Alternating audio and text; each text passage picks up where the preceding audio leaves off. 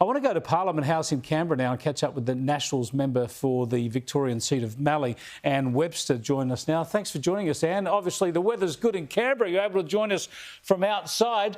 Tell us, how do you feel as part of a coalition government that's going to an election in about 6 or 7 weeks, and there's going to be a budget tonight that's going to be pretty unashamedly just showering cash and goodies on people? I mean, it's so blatant.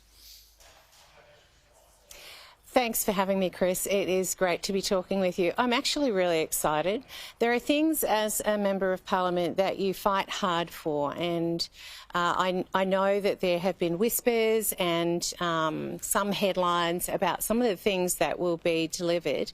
And when it involves things like healthcare, I'm very excited. Regional communities really struggle to have equal access to the health care that urban counterparts enjoy.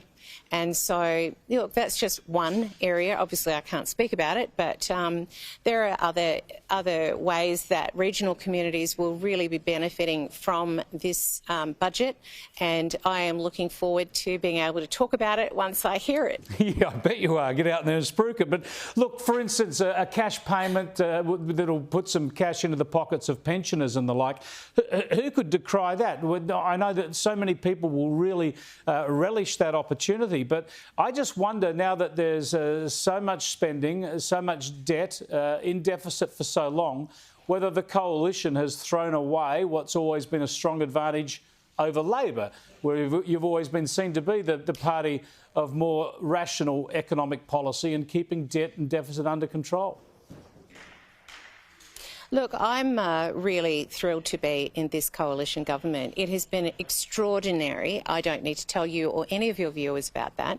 COVID has created challenges for the economic bottom line, which Australia, if we look at the globe, is doing incredibly well.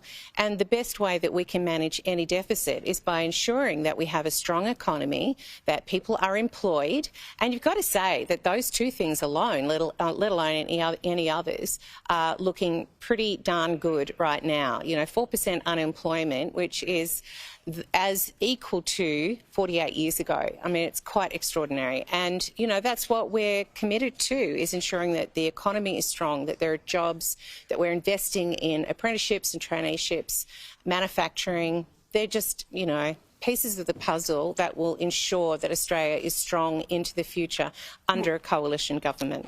Well, from a political point of view, you don't get criticised for the debt and deficit by Labor. I suppose that's the other issue. They're hardly going to criticise you for that. Have a look at Anthony Albanese today.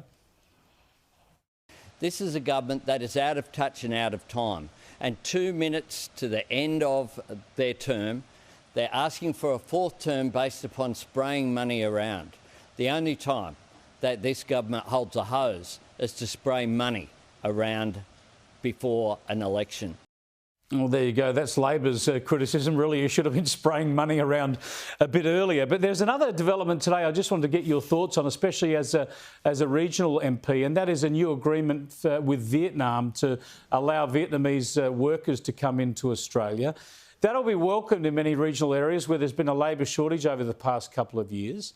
But what does this say about our own ability to give work and employ Australians at reasonable wages when we have to bring in people from overseas? Look, we've always been a country that welcomes immigrants to assist in the workforce. We produce far more than we can eat or wear, and so we have a huge export market. We need workers, and always have, from overseas. The ag visa that you're referring to is something else that I have been really passionate about for a couple of years now. Will make a huge difference in the horticultural industries in my patch, in Sunraysia region and beyond. And I have been talking with producers and growers across the electorate. They are really, really pleased, and they're relieved. I mean, last week I had a stakeholder meeting with producers, with labour hire contractors and with workers from overseas, with departments present. And the desperation, you have to hear it to believe it, the desperation that producers feel with not having workers that they can rely on. There are crops being mulched into the ground. I've talked to you about that before. Yeah, it's the worst thing. You grow a crop and you can't harvest it. Yeah, this is a step forward, no doubt about that. Thanks for joining us, Anne. Appreciate it. Anne Webster there, Nationals MP for Mallee. We'll see what other goodies are in the budget tonight. There's already so many been announced so far. Cost of living, of course, is a big feature in the budget.